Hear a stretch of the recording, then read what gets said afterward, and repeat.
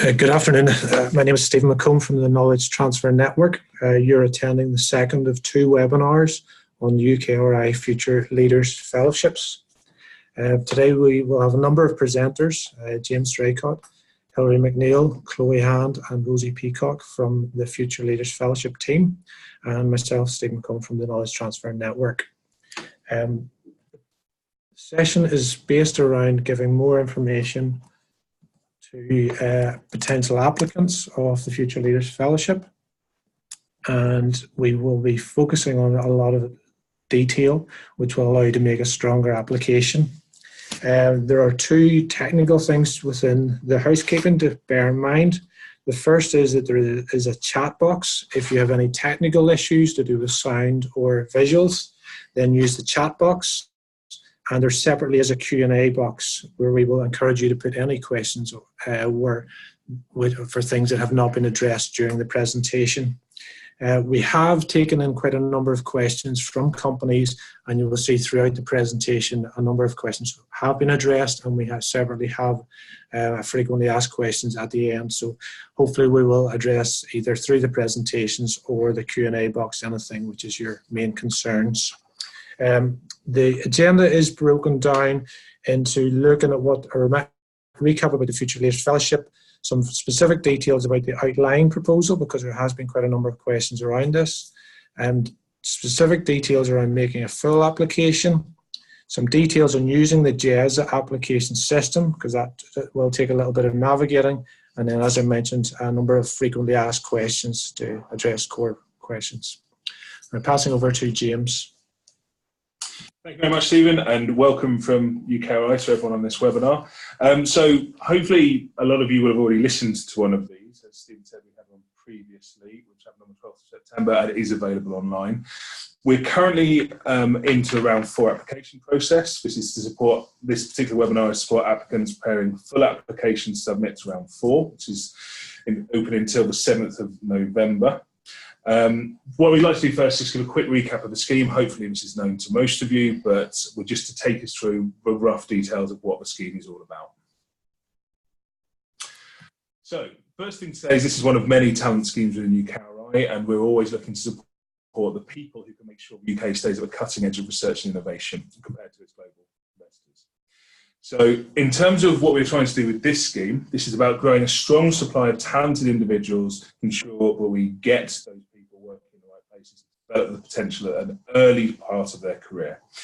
It's really about supporting high quality individuals through a high quality program of research and innovation, developing themselves by doing it, and also taking advantage of integrated training and networking opportunities. So we're really looking for the absolute best people doing the absolute best research and innovation. So just to give a very brief outline, last time round we had a success rate of around 19%, and we have been aiming for the highest quality proposals throughout that. So please be aware these are competitive, these are the highest quality, and we always ask people to engage as much as possible with us to make sure the highest quality applications are coming in. So in terms of what it can deliver for a business, and this is more specific to a business than across the whole breadth of the scheme, because this runs both academics and people within business and any combination therein. This is about a grant for business to develop and drive the leadership potential of an individual through a challenging innovation or research project. Ultimately, we think the best way to train people in this way is to have them doing innovation and also carrying out training through that and developing themselves in that way. In terms of what you can ask for, this is funding to cover the salaries, but also the critical operation costs, the project costs within the business, with a business contribution dependent on the state aid levels. I think we'll go into a bit more detail on that a bit later. Ultimately, this is a government-funded route to realising the potential of your absolutely best employees in the early stage of their career, or to bring people into the business you've identified, be it national talent or internationally, who could bring a new capability to your business. There's 857 million, so best part of 900 million, which are being awarded over the course of 6 years, with the aim towards 200 new grants each year across business and academia. There is no ring fencing between those two. We are very flexible depending on the sort of applications that come in. In terms of what these look like, we're looking for a programme of research for innovation. So it's could be one overarching project or a portfolio of projects beyond the normal level of technical or commercial risk that you'd expect within a business in order to benefit from public funding. We really want to be here to de-risk things that you wouldn't do otherwise, or to give you the extra push to do it now, to give you that advantage in a global marketplace to take advantage of it. You may use the fellowship to build collaborations with other businesses, academics, and you can enhance the networks. Make sure you're building an effective pipeline for new ideas, employees, and partnerships. This is really an opportunity for businesses to scale and grow, find new capabilities that they don't necessarily have, or enhance capabilities that they have, really enhance their position within the marketplace, and enhance their reputation as an innovative employer for highly skilled individuals. And I really emphasise the people aspect of this. This is about funding people. It is about making sure the UK has a real pipeline of talent. And we're looking for projects and programmes built around an individual. Why is that person the right person to do this? How are they going to maximise their potential? And what is this going to deliver for your business, for the UK, and for driving the field or sector forward more generally? With that, I believe I'm handing over to... Hello, thank you, James. I'm Hilary McNeil, and I'm just going to talk you through how to submit an outline proposal and how to submit your main application. So the first thing to say is that the outline proposal is a mandatory stage, and you can submit this and then perhaps decide not to go to the full application stage. That's absolutely fine. But if you did that in a previous round, you do need to come back in with another outline proposal for this round in order to go to the full application stage. If you don't submit the outline, you cannot proceed to the full stage. Now, submitting the full application, the full outline proposal would be on an online form that we have, and we have a link to this in our pages on how to apply on our website. Or if you're already JES registered, then you can submit your outline proposal that way. All we need to know at the outline proposal stage is basic details about your applicant and your host organisation and a brief summary of the objectives of your innovation and research. Both applicant and host must be named by the time you submit your outline proposal. We need to know from you whether your project is likely to go over £1.2 million and or if you are interested in a reduced hours fellowship. So you can tell us that in a cover letter that comes with your outline proposal. And the deadline for this part is 4 o'clock on Tuesday, the 8th of October. So it's coming up, and you need to be aware that you just need to know how to link to those the online form, or be prepared with your JES approach if that's what you're taking. Now, the outline should be submitted on behalf of the potential fellow by a senior member of the host organisation who has budgetary authority to commit to the requirement of the scheme, and should not at this stage be submitted by the fellow themselves. We need to understand that the host is supporting the fellow. The other thing to say about the outline proposal is that it's a non-competitive stage. We won't be providing you with feedback to say, yes, you're through to the next round. So if you've submitted the outline by the deadline, just assume that you need to be prepared to submit your full application at the next stage. There may be an email confirmation, but don't look out for that to wait for the go-ahead to submit your full application. So the next stage, I'm going to be looking at what needs to go on the JES form, which is our joint application system. Then Stephen will be telling you in more detail about some of the attachments that you can provide a great detail on. We understand that the JES approach can be quite lengthy and difficult in some cases for some applicants. And remember that our office is available to call and email if you have problems along the way. What I would also add is to leave plenty of time to ensure that any difficulty you come across can be overcome before the deadline. Both applicant and host will need to be JES registered to be able to make that submission. So the full application consists of a completed GES electronic form, mandatory attachments and optional attachments. All must be completed in 11-point Arial typeface and adhere to the side limits that we'll detail in a further slide. Margins must be no more than 2 centimetres or no less than 2 centimetres in all directions. The applications won't be accepted if they don't adhere to these guidelines because we intend to make the process as equitable and fair for all applicants. So when you get into the GES application form and you're at the full application stage, you will have to fill out a number of different fields, and I'm going to go through these line by line. Make sure you save your changes to each section by clicking Save at the bar at the top of the screen. The project details section, you need to include here your host organisation, department, project title, proposal call that you're coming into.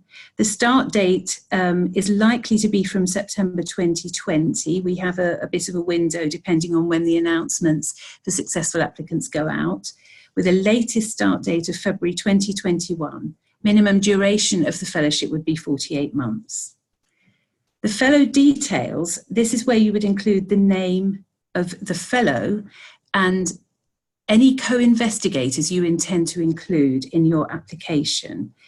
I'm going to tell you a little bit shortly about how you put costings down, but you don't need to put salary details or any costs on the GES form as a business. If you're hosted in a business coming in to this application, you have a separate way of making the costs, of listing your costs.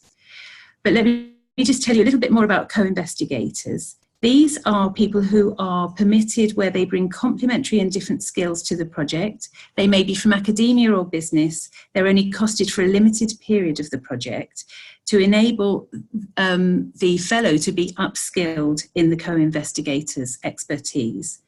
So we don't want them to be costed for the full duration, and we don't want co-investigators to be sharing the leadership of the project, because this is a leadership fellowship intended for the fellow to develop their own leadership skills. But co-investigators, you need to be aware, must have a research proposal type GES account, and their account must be verified by their organisation, who must be UK based and eligible to receive UKRI funding. And their roles mustn't overlap with mentors or collaborators. So the objectives section is for you to summarise main aims and objectives over the total expected period of the award. The summary section should give you a simplified, it should be written for a public audience, so it's a simplified description of your work, and it will be published if your proposal is successful, so please don't include any commercially sensitive information here. The beneficiaries section is where you can summarise how the outcomes of your proposed research and innovation will contribute to knowledge within the UK and globally. We ask you to tell us the UKRI relevance in terms of the sorts of areas your work falls into. This helps us to understand how to ensure that we can find expert reviewers in the appropriate disciplines that your work is going to cover. The impact summary, here summarise the impact of the research and innovation to be carried out. You might want to summarise who will benefit from the project, both directly and indirectly. And you can think of beneficiaries as users of outputs now and longer term. Include, for example, commercial private sector beneficiaries, policy makers, public or third sector organisations and the wider public, and describe how they will benefit, for example, in economic competitiveness of the UK, skills development and increased effectiveness of public services and policy. Include timescales to keep your ambitious ideas credible. The resource summary section, now what we're saying, as I mentioned before, reviewers will need to see all the resources that you've requested. Part of the assessment process is to check value for money. Include here all materials and equipment, but what we're asking you to do is actually put all this detail into the finance form for business costs and not in the GES form. So in any point in the GES form where you're asked to supply costing details, you need to enter a 0. The reason we ask you to do this is that the GES system automatically calculates 80% of the costs, as this is what universities are eligible to receive. And obviously that's not the case if you're hosting as a business. The finance form for business is a template form, and you will need to fill it out very clearly and attach it at a later stage. In the other support section, you don't have to disclose anything you don't want to disclose, but you can use this section to tell us about in what ways you may have been supported before, and to prove that your research or innovation is worthwhile. Related proposals, this is a free text section you can include if you've had Innovate UK funding from us before, so tell us about that there. Include in the staff section any staff who will be working with you on the project as you build your team. All named individuals, including fellows and any co-investigators that you've mentioned before, must submit a CV and outputs list, more about that later. And the salary requested for each staff member must reflect the full costs during the lifetime of the award, and all named individuals need to be GES registered. So I've mentioned about the resources and where you must place this information. The estates and indirect costs. Now this is equivalent to overheads in business, and businesses can claim 20% of staff costs, including for the fellow, as overheads. Full overhead recovery is not eligible. You can list project partners in the GES application form, and this is something, project partners are what we would encourage. A project partner is a type of collaborating organisation. They'll have an integral role in the proposed research and or innovation, and this may include an in-kind or cash contribution, such as for expertise, staff time, use of facilities, and so on. Project partners cannot receive funding directly from the grant, but they can be from the UK or overseas, and each project partner would be required to provide a letter of support. If you are involving collaborators in your proposal, they can be non-academic, if they're non-academic or business partners, they will require, we will require from you a collaboration agreement to be received prior to release of funding. And there's more information about that in our state aid sections of our guidance. A collaboration agreement will only need to be provided once your application has been approved for funding. So there's a section on classifications. These are key just sort of yes/no questions that you need to answer to let us know if certain aspects are included in your proposal. And we ask you to tell us about any ethical considerations you need to make if your proposal contains human participation, animal research, or anything that requires regulatory approvals. We need to know about it, and we need evidence that you have sought those approvals. You have an opportunity to suggest reviewers who you feel are well suited to assess your application. UKRI will select at least one of these where possible. You shouldn't choose anyone from your own company or anyone else who might be conflicted with you. And you don't have to select reviewers if you don't want to. So the next slide is about the attachments that we would, that you are able to include. These attachments will provide you with an opportunity to describe your expertise and excellence in your field. Be ambitious, be able to address an international audience, be credible with your plans. There's a list on page 13 to 16 in our guidance, which shows all what's in this list and includes some other non-mandatory documents. You'll also need to add a cover letter with your full application if you have submitted to a previous round, if your costs are more than 1.2 million, if you're opting for a reduced hours fellowship, if you've got collaborators or mentors, and if your application falls within state aid regulations. So you can see you have 8 pages for a case for support. You have 3 pages to list CVs and outputs for applicants, co-investigators, and any other named individuals. You have to justify your resources, make sure these are clearly mapped to what you've listed in your finance form. Pathways to impact is 2 pages, data management plan, 3 pages. And we need from you a supporting statement from a senior business individual who is able to have budgetary authority to show their approval as a host.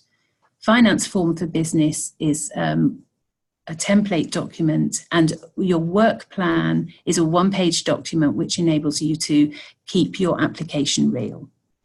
So I'm now going to pass over to Stephen, who will describe more detail about what to include. Thank you for all that. Just a reminder to all the people on the call that these slides and the webinar will be available afterwards, and we would recommend you go back and go through this in detail as you're making the application, because there is quite a lot of detail there. The case for support is one of the core elements of the application. So it is the area where you want to pay a large amount of your attention to actually arguing the case for why your future Leaders Fellowship application will be successful. It is up to the applicant to structure this in a way which is going to sell their idea in the best manner. However, there's a number of areas that should be included within that. And these are listed below in the slide. So research and innovation, about some details about the applicant and their development, some specific information around their career intentions because it is about a future leader. There's questions around sort of the impact and the strategic relevance to it, the research environment and the innovation environment that they are part of. So this links to the company, the co-investigators, and also any concepts around intellectual property and insight that are being gathered.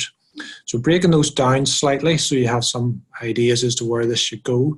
The first part about research and innovation excellence is really pushing back to the applicant to say this needs to be something of a stretch. It needs to be something exciting. It needs to be something interesting. It can't be the same as every other company is doing. So really this is something about the exceptional, and you're trying to argue that case within the case for support. So it needs to have an originality to it. It needs to be ambitious. It does need to have that concept of excellence right the way through it. So not copying other people is a part of that, but it also sort of what's the boundaries of your technology, what's the boundaries of where you think innovation could go to. It does have to have a rigor to it, so not just a fanciful idea that doesn't have any backing behind it. It should have a background of where the data has been gathered. It should have a background of experimentation, perhaps in industry, which you're bringing to the table and saying we already know these things. It does need to look towards an impact. It's not good enough just to have an idea which doesn't actually translate to some sort of an impact. That can come a number of different ways. It may be economic, it may be societal, or it may be something else beyond that, but it needs to have a specific and measurable impact of where it's going towards. It does need to have a scale or a potential to it. So it's not just something which is useful to you and your company, but what's the scale that this is going to actually reach for the UK PLC? And it is worthwhile to actually explore both the gains in the short term, the medium term, and the long term. And that reflects a little bit of risk mitigation where you're actually achieving things right the way through a project. Second part then is really about the applicant and their career. So a number of companies that we've talked to have maybe overemphasized the project that they're going to do, where we have to go back to the title of the funding. This is about a future leader. It is specifically about a person who is going to move forward. So we want to know details about this applicant and why they are the exceptional and outstanding person who is suitable for this. So we want to demonstrate their knowledge, their innovation, the vision that they've already gathered, how they've shown that within the existing companies or research. We want to talk about the ability to build partnerships, collaborate, or network. So how have they actually been reaching other people and linking with other people? We want to know about the skills, the knowledge and experience that they are bringing, which could be appropriate to this project. And it's not just about aspiring to something, but actually they are bringing things to the project. We need to know that they have some sort of a strong innovation or research track record. And you'll see that it specifically says they don't have to have a PhD, but we are looking for equivalent levels of innovation coming from this, which they can demonstrate. We are looking as well for that they can actually build some sort of plan to secure guidance and mentoring and support. And what we mean by that is we recognise that this person will not have all of the skills, and they may not have all of the experience, but they have found ways to fill those gaps and develop them towards the future. Similarly, with career intentions, we're not looking for somebody who's going to stand still. We're looking for them to really be somebody who's pushing forward, an agent of change, and they have a career trajectory that's actually going to match and be worthwhile for the funding. That should include both the short-term goals and also the long-term goals of where they're going. And they should be a leader. So in other words, there needs to be an element of how other people will be following them and actually working on their experience. Moving through then into the impact and strategic relevance and the environment that they will be working on. This is a large UK funding pot, and we're looking for a large return from that. There is an expectation that this does return multiple times the investment. So we're looking for the case to support to really argue that case that they're making massive addressing UK societal challenges, but they're actually enabling the future of the UK. And it's aligned with other initiatives that you'll see within UKRI, strategic priorities and industry strategy challenge fund and other relevant priorities. So it's worth the case for support going back and looking at those areas and trying to understand how you're actually making some sort of a contribution towards them. Similarly, the research and innovation environment is about the company, if this is a commercial application. So why is this company the best place for this future leader to be based? What is the host organisation bringing? Where's the leadership buy-in? This should not be a project which is written just by an individual, but it should be very heavily led from the top of the organisation, showing evidence of their commitment to this being the future of both the individual and the company. There should be evidence of a lot of support from the organisation, maybe in equipment or other staff or access to people or skills or thoughts within the larger company. And then lastly, within that, just there should be opportunities for development and training and support, and how this is going to integrate into the business as usual and how this is going to link into the future. So deliberately taking the insight that is brought from the future leader and then expanding that with other initiatives around the company. Co-investigators has been mentioned previously, but we recognise that a leader may have other people working with them, and part of arguing the case of the future leaders is also looking at who else is going to be working alongside them, and really should be arguing how that their skills will complement the fellow and will actually work towards achieving something bigger and stronger. And there's a number of ways to do that, either through universities or other companies or other innovators themselves. And then lastly, within that section, then the intellectual property, there should be an aspiration towards some sort of intellectual property or intellectual assets or knowledge or insight which is being brought forward. And the company should be fairly clear as to what they're aiming towards. That does not necessarily mean that everything results in a patent, but there is some sort of sense of assets and intellectual property being part of the decision making and the thought process which is being argued towards. Within that, you're going to look towards maximising the routes to exploitation and bringing some insight as to how best to do that. So just looking outside of the project slightly and trying to think through, well, what would that look like for the project? So specifically about the project, it should have elements of research and innovation and it being very focused on something very specific. It should demonstrate the impact. It should look at the other dependencies, both on the market and technology and other areas, and they should be understood. So this should bring in a lot of information to bear, which actually results in a good project. It should be realistic, but also ambitious. So that balance between something which is really stretching the boundaries on one side, but also with a number of steps to get there. It should look at the market side as well, looking at addressable markets, understanding the route to market, how it's going to get there. Should look to exploit results right the way through the project. It should look at the various drivers and changes which are expected and how you're going to manage those. It should have a solid risk management process and approach where it's not killing off all innovation and risk, but actually looking for ways to mitigate the risk. It should look towards the outputs which will differentiate it from sort of more simple or less, and really be trying to stretch to some sort of a larger output for the company and the individual. Specifically looking then at the applicant, again repeating some stuff, is they should already have some sort of a state-of-the-art knowledge. It's unlikely that somebody's going to be successful if they come in without any sort of insight that they're already bringing to the project. So they should be at that sort of high level of insight. They should have already have some early evidence of excelling. So we're looking for those other awards that they've made for other statements or other developments they've already done. And this is about doubling down on that evidence of already excelling. There should be somebody who's always trying to learn, trying to bring insight, bringing new things to the table. And that's part of the future leader, because we see someone who is stagnant is not the right person, somebody who's going to stretch. They should have some sort of concept of networks already building. They should have already get connections, trying to understand how to do things better. They should be standing out from the crowd. This is not anything, people. It should be somebody who is already exceptional and outstanding within their field. Evidence of leading may be part of what they're doing. They should be able to motivate others, because they will need to be a leader, and they should always be looking to do things in a better way and excel themselves. And then lastly, of these three slides is about the organisation. So it's not sufficient just for an applicant to put it in independence from the organisation. We are looking for that strategic alignment with the company. We are looking for them to commit beyond the scheme. So this is part of their future, should be aligned to what they see as the future of the company. They should have carefully considered the candidates. So not just sort of who's available, but specifically looking for someone who's outstanding. They should be looking as a host organisation. They should be demonstrating that they're already pushing the state-of-the-art knowledge, and they're already starting to invest and to nurture and develop a future leader. So really pushing the boundaries of who this person could be and where they could go. They should be looking towards a development plan for this person, not just leaving them in isolation, but specifically thinking of how to develop them, how to stretch them, how to encourage them and support them.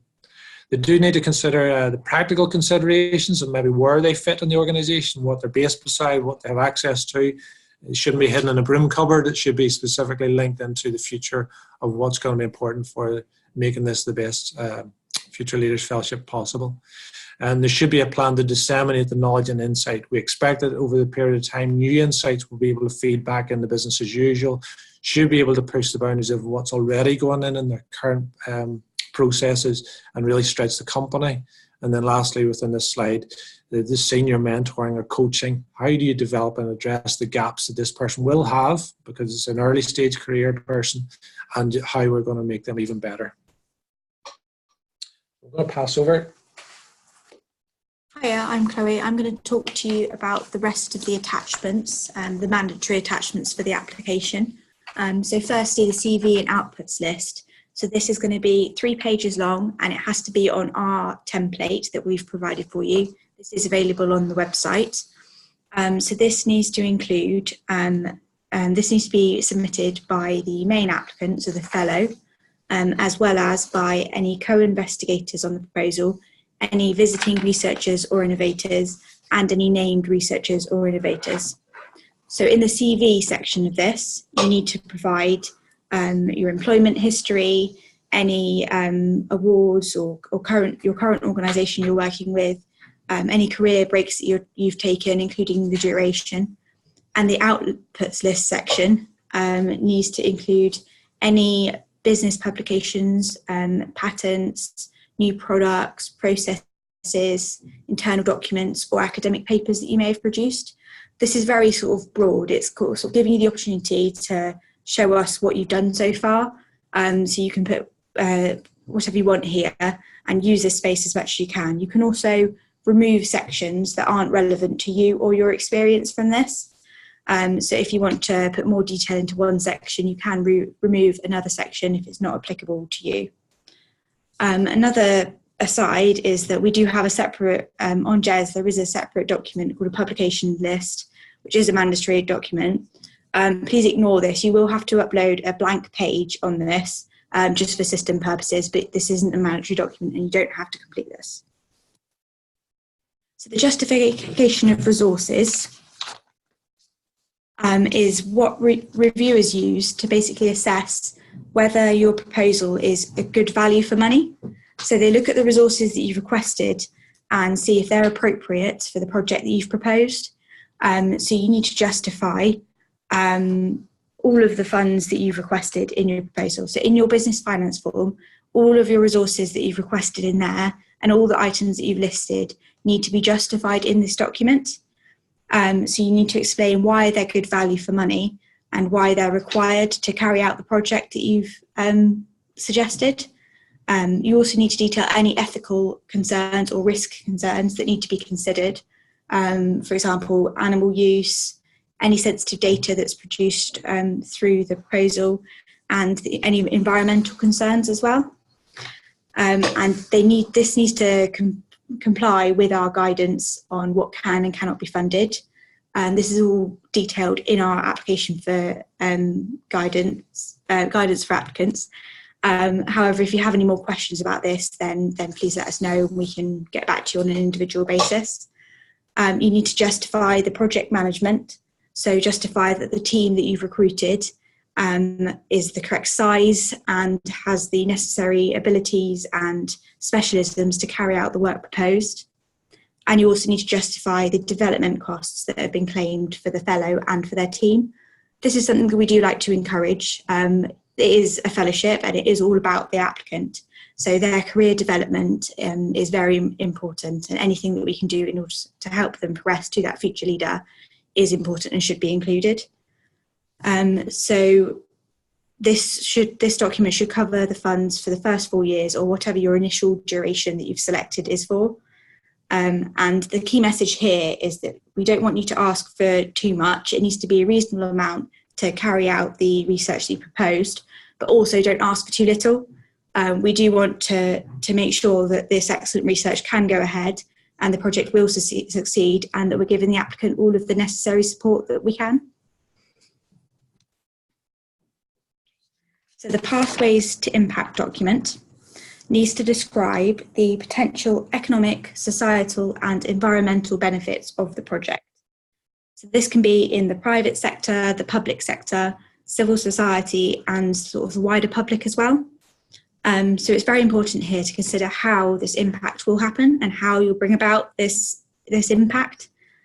So you need to sort of map who the beneficiaries and the target audiences are of your research, and detail how you're going to create those relationships with other businesses or with the general public or whomever you may be working with in order to bring about that impact.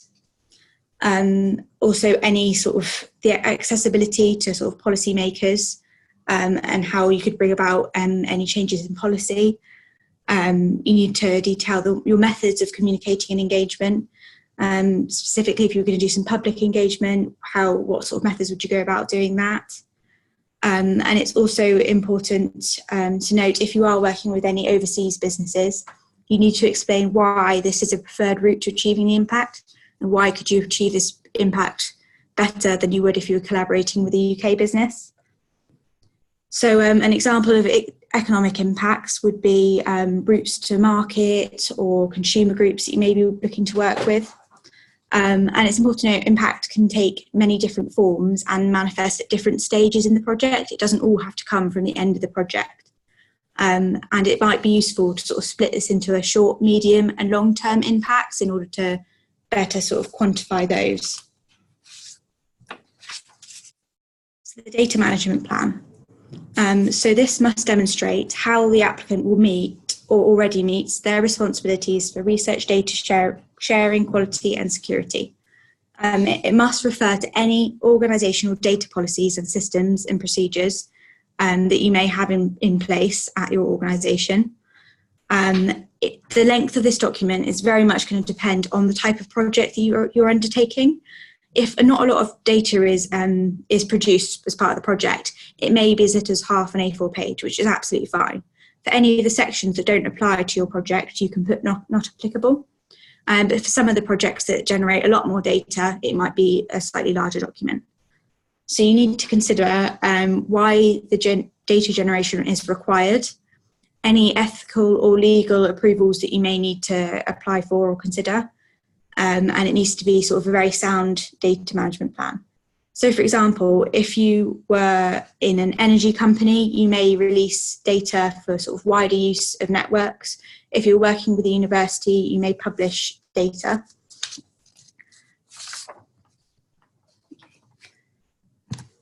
So the supporting statement. So this, just to let you know, this is listed in JES as a head of department letter of support. So that's the document type that you will need to upload this as. So the supporting statement must be written by a senior individual from the host of business and must demonstrate the applicant's suitability for the award. And this is very important. You need to sort of focus on the individual and focus on why this applicant is perfect for this scheme, and the suitability of the project for the training and career development of the candidate, why the business is an appropriate host for the work proposed, why this project is best suited to be hosted by this business and not by another institution. It needs to contain the commitments of the business will make to the fellow, including mentoring and support for the applicant. So this can be any commitments they want to make, resources, staff time, access to equipment, anything along those lines. And also confirmation of the commitment to the salary of the applicant, or the percentage of the salary of the applicant. Okay, so if this is sort of how it would work for a larger business organisation, if you are from an SME, for example, in which case potentially the applicant is the most senior person in the business. So in that case, the individual will have to submit a supporting statement covering budgetary authority. But in this case, we do suggest a second supporting statement is attached, written by an individual outside of the business, confirming the applicant's suitability. Other letters of support can also be submitted from other supporting organisations, like public bodies or subcontractors, and these can be submitted as optional attachments, and the attachment type would be letters of support, not supporting statements. So the finance form for business costs. So this is where you will detail all of your costings from your proposal. So all non-academic organisations will use this instead of the JES form for costs. So whenever JES asks you for costs, you can just put an input of 0, and all these costs will be detailed in the finance form instead. And the costs you request here are final, so you can't exceed these. So you need to make sure that you cover everything in this document.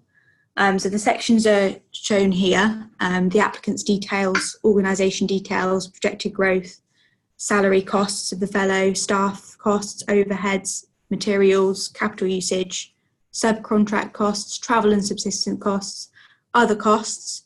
So this section is, you should sort of try and fit the costs into any of the other sections. Only put things in other costs if they don't fit within one of the other sections. And the cost summary does include a profiling over a 5-year period. Don't panic if you're not applying for 5 years, you may be probably applying for 4 years. But this is just to give you an idea only, it's not relevant. There's also some more details in the finance form, some instructions throughout there, explainers and things. So it should be fairly easy to follow as to what goes in which section. If you need any more help with this, then don't hesitate to get in contact with us in the team and we can help point you in the right direction. So this document does need to be uploaded as a PDF. So you will need to convert the Excel spreadsheet into a PDF and upload it as the attachment type cover letter. Then there's the work plan. So the work plan is a very simple diagrammatic view of your proposal. So it's a standalone document and it should reflect what you've included in your case for support, but in a very simplistic and easy to view manner. So it can be in any sort of format. It needs to show the project specific timelines and milestones. And the format is kind of entirely up to you. You need to make sure it doesn't exceed the page limit of 1 A4 page. And you should take this page limit as an indicator of how big it should be. It needs to, the wording needs to be visible and we need to be able to read it. So just take that as an indicator of how much detail you should put into it. Also, if you're applying for the sort of 4+3 model with the additional 3 years, then it's a good idea to include those 3 years in this work plan, so we get a sort of a brief idea of what you want to do with those 3 years and where you want to take the project with that additional time. So here I've covered all of the mandatory attachments. There is information on optional documents that can be found in the guidance for applicants documents. So if you'd like to submit any further evidence to support your application, then that's available there. Thank you, Chloe. So this is Rosie speaking. One of the things that we have had many requests for from various businesses we've spoken to are some example case studies of what a fellowship might look like. So we're in the process of writing and developing some of these and thought we would share a couple today to start giving you some ideas and also to potentially get some feedback on the types of case studies we're developing. So here I'll be presenting 2 different case studies. I would like to obviously start this by saying these are just examples. So we're not saying that you must have applications that look like this or that have these particular attributes, but this is something that can maybe help you see what the scope of the fellowship could be. If you do have any feedback as I'm going through these, we'd love to hear from you. We're planning on further developing these and additional case studies. So if you want to tell us anything, what would be useful, what you'd like to see more or less of, please put it in the question and answer box on the chat and we will gather that feedback and use it to inform these case studies going forward. So the first case study that's been developed is based around a host organisation, which is a medium-sized company. In this example, they're developing treatments and solutions for autoimmune disorders, and the company are really keen to attract a researcher who has expertise in regenerative medicine to lead this new capability. So the project that they would like to carry out is to develop new regenerative medicine solutions for organs damaged by autoimmune disorders. And this is new and very high risk for the organisation. So it's not going to be possible for them to do this work, do this project without this additional public funding. So the organisation have identified an academic researcher who they feel would bring these attributes and this experience to the company. And this person has a PhD and 3 years of postdoctoral experience. So the person in question is already a promising future leader in the field of regenerative medicine. They have published a number of papers and presented at a number of international conferences. So they're already well on the way to becoming a leader, and the business would like to bring this person in and further develop them. Obviously, acknowledging that this is an academic coming into a business environment, they're going to need quite a lot of training and mentoring. So the host organisation will be offering them a mentor and some tailored leadership opportunities in order to support this applicant. The vision for the end of this fellowship is that the organisation will have an expand and strengthen the company's portfolio and lead to new commercial products, both economic and societal impact. And it will mean that the fellow will have a role leading a new and successful regenerative medicine department within the company. There'll be a strong and experienced business leader pushing the boundaries of the sector. So in the next example, we've got a large multinational manufacturing company, and they plan to set up a division focusing on materials recovery at the end of life. They don't currently have this expertise or this capability at the moment. The particular project they want to do aims to develop a first-of-a-kind machinery and chemical additives to dismantle complex materials and structures at the end of life, without which materials would go to landfill. So in order to deliver this project, they have an applicant who's undertaken vocational training outside of the UK initially, and through that have developed an interest in strength in material recovery. So after gaining some experience at the company, they're looking like a very promising future leader. They've really taken on new challenges and new leadership, and they want to take this person to the next step. So they're leading and developing the scale up of this particular technology within this large multinational company for global impact. So it's taking somebody who's already got a good amount of experience in the particular scientific area, but they're going to be taking it on to develop this impact for the company and globally. So the vision for the end of this fellowship is that the individual will be a recognised leader in end-of-life recycling processes for complex systems, and this will catapult the company to similar global recognition. The fellow is now speaking at global events and demonstrating clear thought leadership in the sector, engaging regularly with other leaders in the space. So this is just 2 possible examples of ways that the fellowship could be used to help a company. We are planning on developing more case studies, and in particular would like to highlight that you don't need to be bringing a new capability to the organisation. It could be something which is a high risk project within an existing capability that you have that you would like to bolster. It could be something for an existing employee or somebody coming in externally, and that can be from business or from academia. And it can, of course, be in any subject or sector at all. So it can be much more non-traditional than the ones we presented here, particularly things like digital, arts, humanities are all perfectly well within remit for this scheme. So we will be further developing these case studies, and we'd love to hear if that's been useful and how we can further strengthen these to help out our potential applicants. So I'm now going to go on to the GES system itself, and we've got some screenshots just to walk you through exactly what you're going to be seeing when you go on the GES system, because we know this is very new for businesses and it's quite a difficult system to get your head around initially. So first of all, I would say the best thing to do is get on it as soon as possible. So if you sign up now, you've got plenty of time to start working your way through the system, get a really good understanding of it before you need to submit. So when you sign up to the GES system, you will need to register as a host organisation. So this will be somebody in the organisation who's happy to take on that responsibility, and it will be anything that you submit from your organisation will go through that host account in future. So then for the individual fellowship, you will need to create a user account for the applicant specifically. There is a GES help desk, and they're probably the best port of call for any GES related queries. So please feel free to get in contact with them. The phone number and email address are available on the screen there. And if you have any further issues, of course, the fellowships team are happy to help. So when you initially go into the GES system, you will see a screen like the one projected. And to self-register the host organisation, you will need to go into the self-registration of organisations section, which is highlighted by the big red arrow. This just needs to be done once for the organisation, and then you're set up for as many applications to as many schemes as you would like.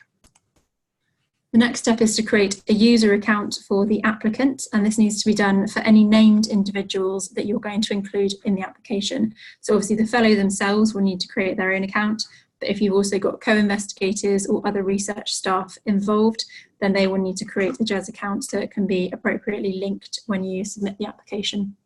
And that again is highlighted by the red arrow in the create an account section. Once you've created your account, you will be faced with the screen projected at the moment, and you will need to create a new document when logging in as an applicant. So this will create your grant application. Once you've done this, you will get to the next screen where you have to select the call that you wish to apply to. So the first box there is select the council, and that needs to be MRC. So that's just to explain the MRC is one of the UK research councils, and it hosts the FLF scheme. We are not related to the MRC in any way other than that. So in terms of remit, we operate across the entire UKRI remit and are certainly open for business applications. The MRC title that you see there is just a part of the system that we have to use. On that basis, you will also occasionally see MRC logo on some of the paperwork to do with the scheme. And again, that's just because they're hosting the system the FLF scheme is using. The next section is to select the document type, and that needs to be fellowship proposal. The scheme should be UKRI Future Leaders Fellowships, and the call type mode is Future Leaders Fellowships, and for round 4, that will be September 2019. Obviously, that date will change if you decide to wait and submit to round 5 instead. Once you've gone through this process, you will notice that the background turns orange, and that means that you are in your application. And what you need to do is really work down the left-hand side. There's a menu of documents, and you need to make sure you complete all of the sections that were spoken through earlier, and then also any mandatory attachments. Again, you'll see the MRC logo at the top. Please don't be concerned. It doesn't mean anything other than that's the system that we're using. There's certainly no particular preference for medical applications.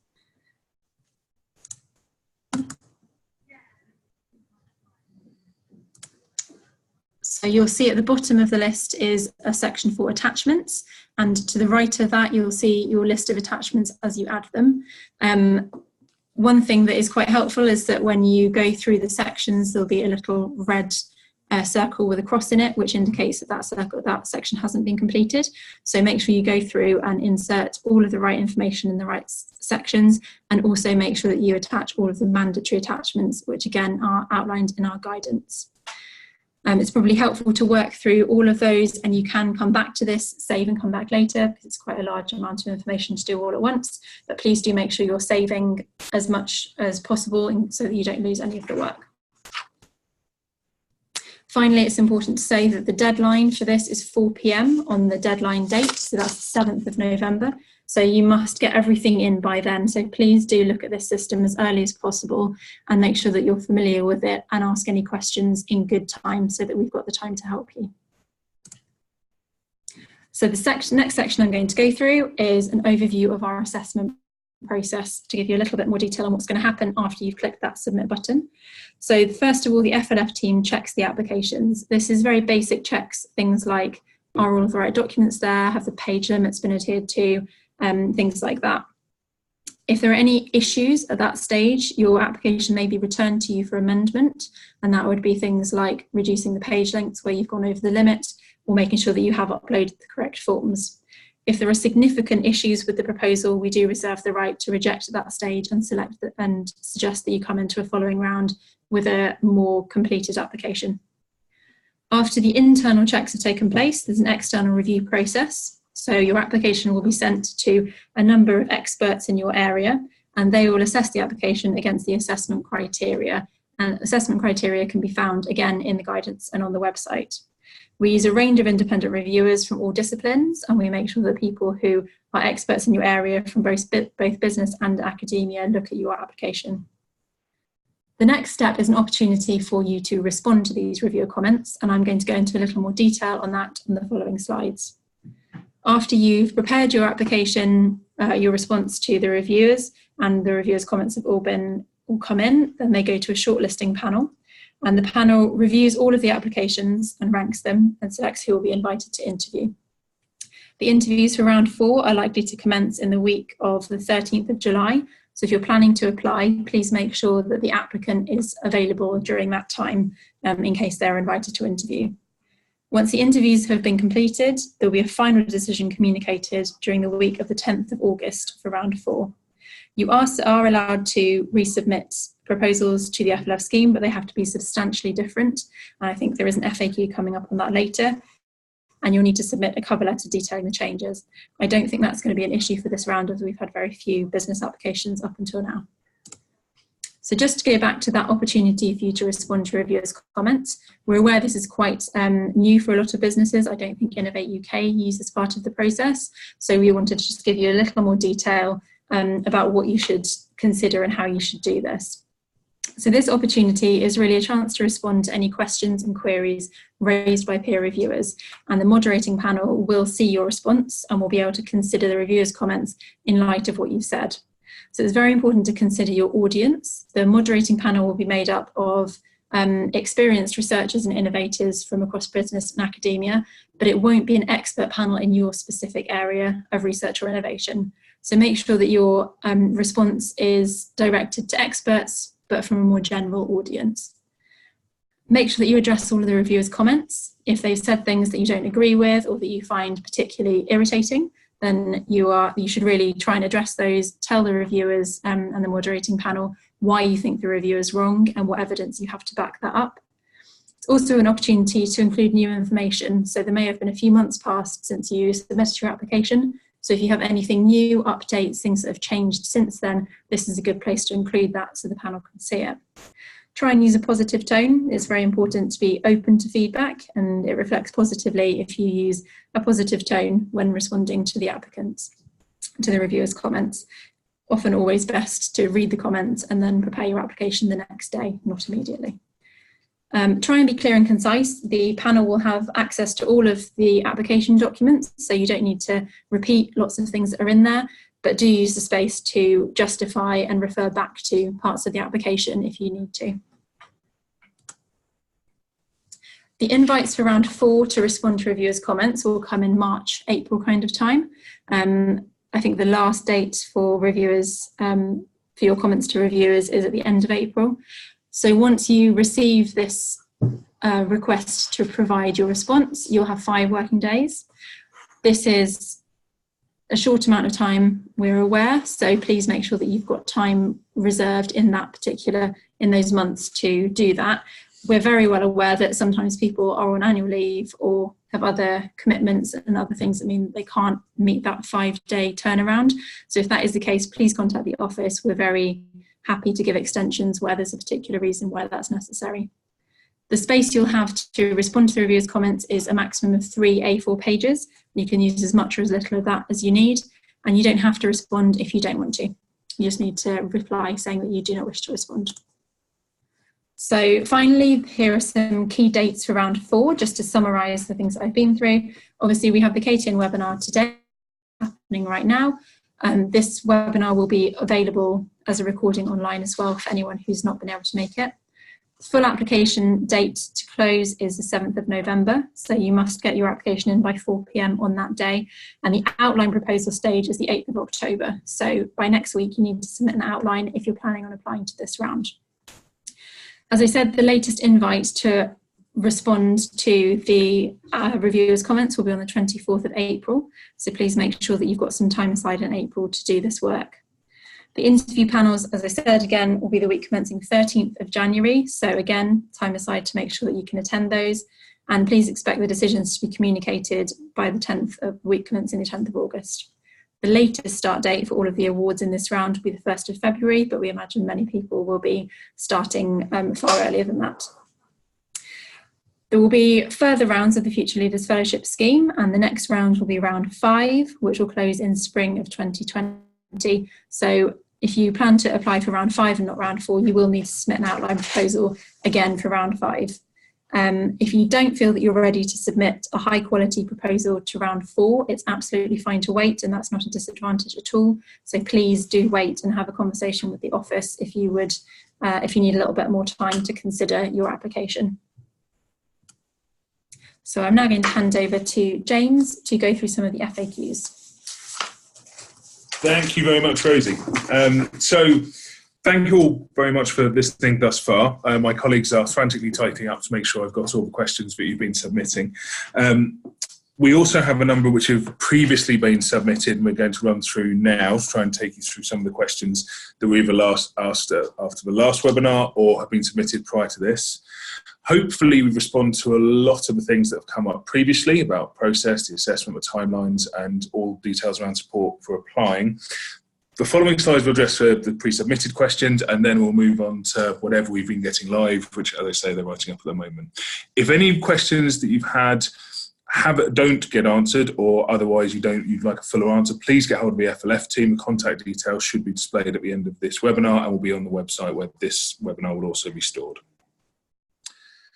So, to go through the FAQs one at a time. So first of all, we've had questions around the age of the fellow. The absolute thing to say on this is age is not considered. Age is a protected characteristic, so legally we absolutely cannot, and it's not part of the application process. This is targeted at candidates in an early stage of their career who will have a substantial leadership career once the funding has ended. So think about it in terms really of where they're trying to get to as opposed to where they are now. Why is the funding at this point going to really give them that career boost to take them from the early stages of their career where they are now to someone who's established, who's really driving the field forward? We're looking for exceptional candidates who have also taken career breaks or started new careers. So when you're thinking about individuals, think about their pathway up to now. If they've just moved fields completely and they're at the start of a particular type of innovation career, it may be that they are that sweet spot for getting funding that will really boost it. If they've taken career breaks, this will be taken into account. And we do encourage people who've taken a non-traditional path through research and innovation. We realise it can be more difficult for these people, and we absolutely want to make sure we are fully supportive of all of those approaches. Do we have to already be employed by the company? Absolutely not. We do see this as an opportunity for businesses to bring in people from abroad. We would suggest that they will obviously need to have a contract to the point that the award is made.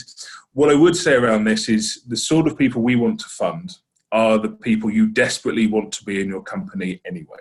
So this shouldn't be about should I or shouldn't I offer them beforehand. The sort of people we want to support are people you really want to have in your company because they are going to be the leaders of the future. So bear that in mind when making the selection of the sort of applications you're going to put forward.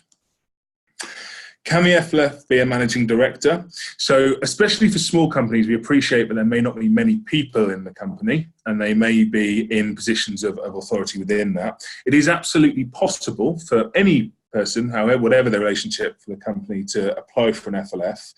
However, the assessors will be aware that a lot of people's time will be spent on the fellowship, and therefore they'll have to make the case of how their current duties are going to be covered while they're doing these things. So please make sure you have a good think about that, how you're going to continue to successfully run the company while the fellowship is going on. And the onus will always be on the applicant to explain how this would work. And do have a real think about how that might work, how you might bring additional resource in or move stuff around to enable that to happen.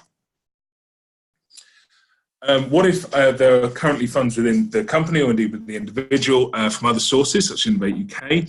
We absolutely cannot double fund anything. So if you've already got funds in place to fund a project which is substantially similar to this, then that is absolutely not allowed. And any contribution towards the state aid funding cannot come from public funds. They have to be private funds which are held within the company. Is there bid support available? First of all, these 2 webinars, so hopefully you've been listening up to now, and also the previous webinar is available on the website. I would also say we have the FLF team. We have a number of people, and many of which have been speaking today, who can take phone calls. We're more than happy to have conversations with people prior to the bid being submitted to give you additional information. I also know that the KTN have been working extensively, and there are KTAs across the country who'll be able to talk you through this stuff. So if you do have contact with the KTN, I strongly suggest you talk to them. Can UK university facility costs be included by a business? Absolutely. The exact details of the costing model, etc., will be very much case specific, and I'd have a conversation with any collaborators prior to submitting the application to work out how it might work and how they might interface. Does a potential applicant need to have an agreement in place with the academic or industry partner before starting the application in GES? So all partners should have agreed what they are going to do as part of the project by the point the application is funded. They should have a clear understanding of what they're doing, how they're supporting the fellowship, and what their role within it is going to be. At the point of funding, once we've made a decision and if funding is granted, we would expect and we will ask for collaboration agreements to be in place before that funding is fully released. And we have a number of checks and balances to make sure we'll look at those, get some more information from you, to check, for example, that state aid is compliant, but also to make sure that all the partners are covered, everyone knows where the IP sits, etc., etc. Can work be carried out between 2 regions within the UK? Yes. I always encourage collaborations. I think the FLF scheme has been set up so that pretty much any sort of collaboration you can envisage can be carried out as part of the fellowship. Always think about who the absolute best people to work with are. Sometimes they're down the other end of the corridor, sometimes they're the other side of the world, sometimes they're other end of the country. Have a think about what would bring the best thing to the project in terms of the innovation or research being done, but also who will help to develop the fellow to the fullest extent as well, and who they should work with. And obviously you can look at how you can fund travel to and from those collaborators, etc., as part of the fellowship. Can an internationally based applicant apply? Are projects to be done only in the UK? So this is a fellowship about the UK. These are UK taxpayer funds, and it really is focusing on UK-based R&D. However, there may be international activities as part of the project. So it may be that a fellow has to spend time abroad because that is where a facility is, because that is where the business research is going to happen, etc. In those situations, I would absolutely come and talk to us about what the proposed project is, what the programme of research is going to look like, and we should be able to give guidance on a case-by-case basis. Absolutely, we would expect as a UK-based scheme that any IP and the outcomes and the impacts would have a primary impact within the UK, or certainly for the UK economy globally. But as I say, please do come and talk to us about any specifics on that. Can the FLF be a mixture of part-time and full-time working? Yes, it can. You can move between a full-time for a couple of years to a part-time working. Again, if you have specifics on that, do come and have a conversation with us. We can give you more guidance about how that gets into the application form. If unsuccessful in round 4, does this prevent subsequent applications applications in future rounds? No, absolutely not. You can continue to apply in future rounds. There are two caveats to that. First of all, we don't allow concurrent proposals. So if you have one in round 4, it is unlikely you would apply to round 5 because you would still have a fellowship in the system at that point. We also do not accept resubmissions. So we don't accept an identical thing back in again. So if it's the same project and the same person, we would not expect that to come back in again. However, these are, if it is substantively different, if, for example, you've changed the project enough that it reflects new business needs, new directions in science, new technologies, and we can see enough difference that we think a different outcome would happen if it went through the process again, then we can have a conversation about what can be allowed back in. Can a fellow submit 2 applications in one round, i.e. one academic and one business, or from 2 separate organisations? No, we expect only one to be in the system at any given time.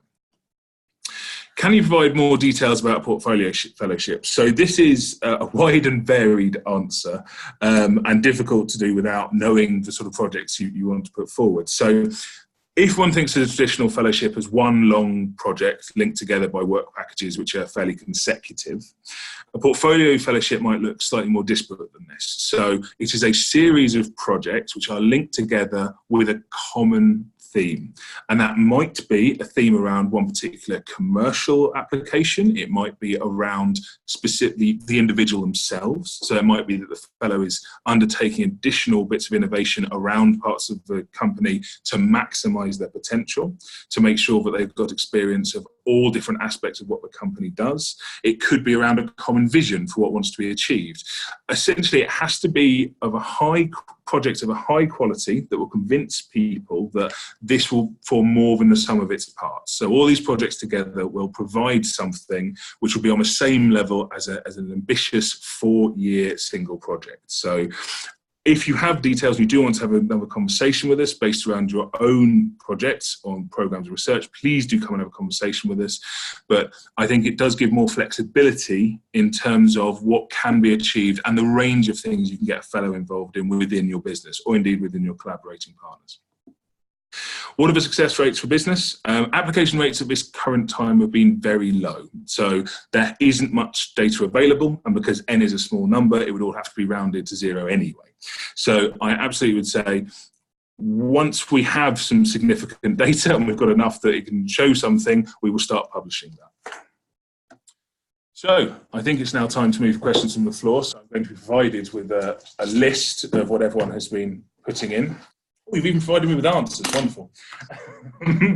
So I'll work through these one at a time. I think we've got 15 minutes or so to go through them, so I think that should be enough time looking at the numbers. So first of all, can an SME, e.g. of 3 employees or an applicant-owned micro-entity apply? Yes, absolutely. This is open for any size of business or undertaking. What I would say is you need to show how business as usual will be delivered, i.e. that taking on a fellowship will not cripple the company or otherwise harm it. I think also for small companies, you really have to think about how you're going to make sure the fellow specifically is having the best possible environment for doing that innovation and really has the support that you would expect to make sure they really develop. There is an advantage in there for small companies because certainly you can build a whole strategy around an individual and be easier to show the added value to that business specifically. But I do think you need to think carefully around how the environment is sold to peer reviewers. What if an established leader wants to change direction and have impact for leadership in a different and new and innovative area? This is absolutely fine. I bring you back to the age comments earlier. I think it's all about saying how this is at the right time of the career to really boost it. Why is this something they've not done before? This is a project which will really change the direction of their career and significantly alter their trajectory within that sector, that discipline, whatever. So I think absolutely it's fine. It just has to be worded in a careful way to make sure people can see the value of it. As a general point, outside these questions, I would always encourage people to, when they write their application, get as many people to read it as possible. So please find the most stubborn and annoying people you can possibly find, ask them to read your fellowship application and tear it to shreds. Once you've got their feedback and convinced them, it's more likely the assessors will also agree with you. So, next question. Please include info about impact which is measured in a less conventional manner, for example, social impact. What number of project results will we typically see from applicants working in social or wellbeing industries wanting to partner with public schools and the NHS? So we do have successful applicants from this sector, so please do have a look at our website or the Gateway to Research portal, which is part of UKRI, to look at some of the details around fellowships that we funded in this space. I think it's always down to you to make the case for whatever the impacts. I think especially in the business sphere, it may be that social impact is more applicable to certain sectors than it is to others, and that can absolutely be an advantage if you can say this is how it's going to have an impact above and beyond the impact specifically for this company. So I think it's always on the applicant to make that case. It's difficult to tell you exactly. It will depend on the programme. What is IP ownership for the project and what are the restrictions? IP is one of those things that we like to say is fairly flexible and you should be discussed between the applicant and the host organisation or the collaborators. What we will expect to see is a full plan for how IP will be generated, how it will be protected and where it will sit in terms of who will own it and where it might be used over the duration of the fellowship. So we do have a number of templates available for those collaboration agreements. If you look on our website, there's something called the Lambert template and various other guidance within the guidance itself. So please do have a look at that. If it's 4+3 model, is the 1.2 million cost spread across the 7 years? No, all the costings we've just discussed is across the first 4 years. If applicants wish to extend to 7, any applicant may do this if it's applying for 4 in the first instance or talking about the full 7. We would then recost at that point. So the 1.2 million very much for the first 7 years. I would also emphasise that 1.2 million is where we would very much like you to come and talk to us. If you do have a project which edges over that, come and have a conversation with us and we can give you some guidance around how that might be done. Can I apply for round 5 while I have an application in round 4? We've covered that, so no, you can't do so. Are there obligations to release data and findings aside from usual incentives to publish? This will very much depend on the costing model. So if you're falling within a business and you're paying state aid, then the guidance we follow is the Innovate UK guidance around this. That will be very much around, we understand that certain things will need to be protected. That may be intellectual property, it may be intellectual assets, it may be things that expertise you need to keep within the company. All of that is absolutely fine. That being said, this is public funding. We'd like to see as much of the information go out for common use as can be done, and that can very much help an application to say, this is anything we can release, we will do for the good of the country as well as the individual business. So I would encourage people to think about how they can store, disseminate, and make the best use of their data that they can share. Do I need to submit an employer letter of support with the outline proposal? No, this is a full application only. One of the reasons that it's sent as should be from the organisation themselves is that it should be implicit that the submitting organisation is giving their support to that individual. So that's only needed for full application. How much detail is required in the outline proposal? This is fairly minimal. So the real reason we do the outline proposal, I think we discussed earlier, is we need to know what part of our business needs to prep for getting the reviews and assessing these things. We need to see roughly what's coming in so we can do budget models, we can work out the sort of areas that we're looking at that might get funded. So what we would like is enough information that we know what you're doing and who it is and certain details, like 1.2 million, what you're asking for, those sort of things. But the actual amount of information is fairly minimal, especially compared to the full application. CV and outputs list has a limit of 3 pages. Is it 3 pages for each of those in total? So this is 3 in total. I believe our guidance says it's 2 for CV and 1 for outputs list. But I think we can be fairly flexible within that. Once you go in and look at the template that we've got available, certain bits will be applicable, certain bits will not be applicable, and feel free to delete bits you do not think are applicable. We've tried to create something that will capture all information you could possibly have. In doing so, it's a very broad document. If you want to be more specialist, if it would make your case better to be more specialist, please do cut it down from the template provided. In the data management plan, it's mentioned that a substantial amount of data is needed. What does this mean? So I think this is very difficult to answer because it depends on the sort of data that you're creating, that you're storing, all the rest of it. think one of the key things is this is public money. It is expected that anything that's paid for with public money has data protection in place, is doing so responsibly, and has a plan for what to do with it or store it in the near and future term. So please do consider this going forward. If you do have specific questions around your programme of research and innovation, but you want to run past us around data, please do come and have a conversation with us. What are the reporting requirements during the fellowship? How will UKRI evaluate project success during and after the fellowship? So we have a system called Research Fish, which is not particularly nicely named, but it's called Research Fish. And this is used to give annual updates on the progress of the fellowship, but also the impact it's having, what return it's getting, exactly the sort of any information around the impacts and how that's happening, new collaborations, a whole host of data on really what the funding is doing for both the individual, for the organisation, and broader than that.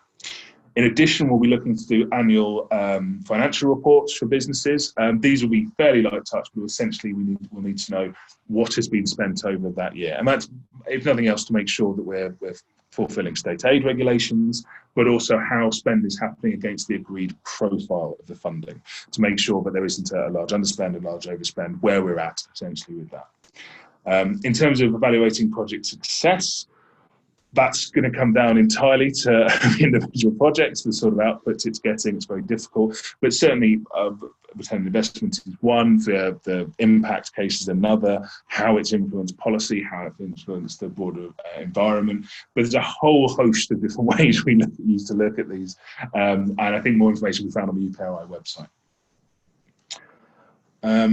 Include CV and outputs list for all staff already recruited, but can recruit team members when your application is successful. So you don't have to name all the staff which are on the application. It can say there is a post which we will then recruit to. Obviously, the fellow is an exception to that, and co-Is etc. We would expect named individuals to be in place.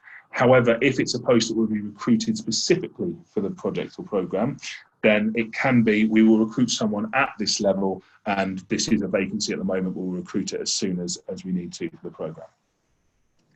Should costings for later stages of the fellowship be included? So at this stage, we're looking very much at the costings for the first 4 years.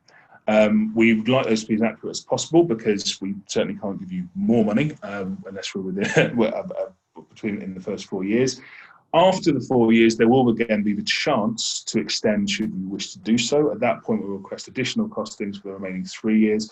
Just for note, all of these, if it's taken on a part-time basis, all of these are prorated. So please do bear with me, and apologies if you're part-time. But that, again, any additional funding for that 3-year period will be taken at that point. So I've run through all the questions that I've got. I've actually handed another piece of paper. Wonderful. Thank you very much, Rosie. So how long have we got? 5 minutes. So if an existing academic is moving to industry, is a new GES account needed?